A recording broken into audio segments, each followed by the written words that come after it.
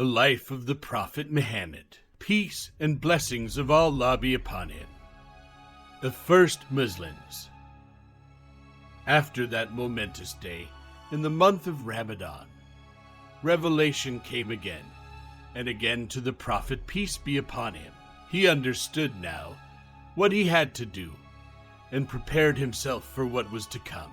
Only a strong and brave man, helped by Allah, can be a true prophet, because people often refuse to listen to Allah's message. Khadijah was the first to believe the Prophet, peace be upon him, and accept as true what he brought from Allah.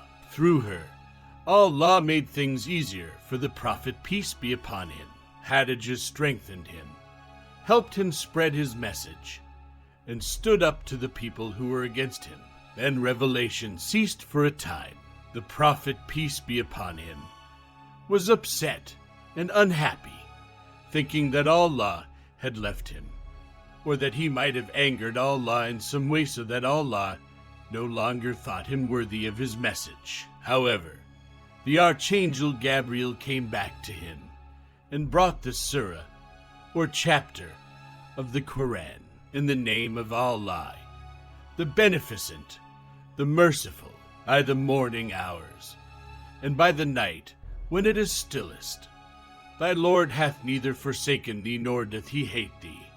And verily the last will be better for thee than the first. And verily thy Lord will give unto thee so that thou wilt be content. Did he not find thee an orphan, and protect thee? Did he not find thee wandering, and guide thee? Did he not find thee destitute, and enrich thee? Therefore the orphan oppress not. Therefore the beggar drive not away. And as for thy Lord's blessing, declare it. The Prophet, peace be upon him, began to speak secretly of Allah's message to those who were close to him, and whom he could trust. At that time, Mecca was going through hard times. There was very little food to be had. Abu Talib, the Prophet's uncle, who had taken care of him after his grandfather's death, was finding it very difficult to feed his large family. The Prophet, peace be upon him, said that he and another uncle, Al-Abbas, who was a rich man, would each bring up one of Abu Talib's children in order to help him. The Prophet, peace be upon him, took Ali, and his uncle took Jafar. One day, when the Prophet, peace be upon him, was outside the city, the Archangel Gabriel appeared to him. The Archangel kicked the side of a hill, and a spring of water began to flow out. He then began to wash himself in the running water to show the Prophet, peace be upon him, the ritual ablution to be made before prayer.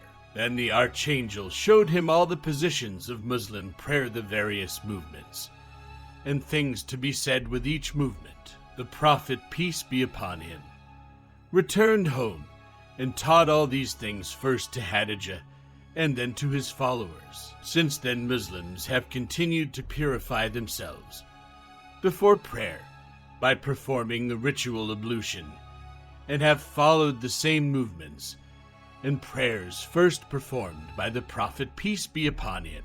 To begin with, though only the Prophet, peace be upon him, and his wife knew of these things. Then one day Ali entered the room and found the Prophet, peace be upon him, and Khadijah praying. He was puzzled and asked what they were doing. The Prophet, peace be upon him, explained to him that they were praising Allah and giving thanks to him. That night Ali stayed up thinking about all that the Prophet, peace be upon him, had said. He had great admiration and respect for his cousin. Finally, he came to a decision, and the next day he went to the Prophet, peace be upon him, and told him that he wanted to follow him. Thus Khadijah was the first woman to embrace Islam, the teachings which the Prophet, peace be upon him, brought from Allah, and Ali was the first young man. Shortly after, they were joined by Zayd ibn Haritha, a slave, freed and adopted by the Prophet, peace be upon him. The Prophet, peace be upon him, began to leave Mecca in order to pray. One day Abu Talib happened to pass by, and when he saw them, he stopped and asked them what they were doing. The Prophet, peace be upon him, told him that they were praying and following the same religion as Abraham. He explained that, like Abraham, he had been ordered to guide the people to Allah's truth. Abu Talib looked at his son, Ali, and said, Muhammad, peace be upon him, would never make you do anything that was wrong. Go with him, but I cannot leave the religion I now follow, and which was followed by my father. Then he turned to the Prophet, peace be upon him, saying, Even so, I promise you, Muhammad, peace be upon him, that no one will hurt you as long as I am alive.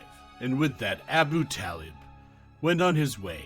At about this time, the news of Muhammad, peace be upon him, being the Prophet, reached an honest, wise, and respected merchant of Mecca called Abu Bakr. He knew Muhammad, peace be upon him, well, and believed he could never lie. So he went to find out for himself if the story were true. The Prophet, peace be upon him, told him that he had indeed been sent by Allah to teach everyone to worship the one true Allah. On hearing this from the Prophet's own lips, Abu Bakr knew it to be the truth and became a believer instantly. Later, the Prophet, peace be upon him, was reported to have said that everyone he ever invited to accept Islam showed signs of disbelief and doubt, except Abu Bakr. When he was told of it, he did not hold back or hesitate. Because of his wisdom, honesty, and kindness, people had always turned to Abu Bakr for advice. He was, therefore, a man of some influence, and through him many people came to Islam. Among these was Sa'd ibn Abu Waqqas, the uncle of Amina, the Prophet's mother. The night before Abu Bakr came to visit him and tell him about Islam, Sa'd ibn Abu Waqqas dreamt that he was walking in darkness. As he walked, he saw the moon, and when he looked at it, he saw Ali, Abu Bakr, and Zayd, the Prophet's freed slave, beckoning to him to come and join them. When Abu Bakr told him about the Prophet's religion, he understood the meaning of his dream and went at once to the Prophet, peace be upon him, and declared himself a Muslim. He understood that to be a Muslim means to submit oneself to Allah's will and to serve only him. Another person brought to Islam by Abu Bakr was Bilal. One night Abu Bakr went to the house of Umayyah ibn Khalaf, one of the most important men of Quraysh. Umayyah was out, and Abu Bakr found only Umayyah's slave, Bilal, at home. Abu Bakr talked to the slave about Islam, and before he left, Bilal, too, had become a Muslim.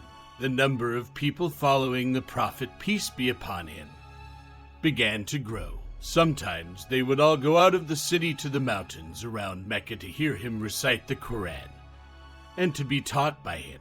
This was all done very secretly, and only a very few people knew about Islam in those early days.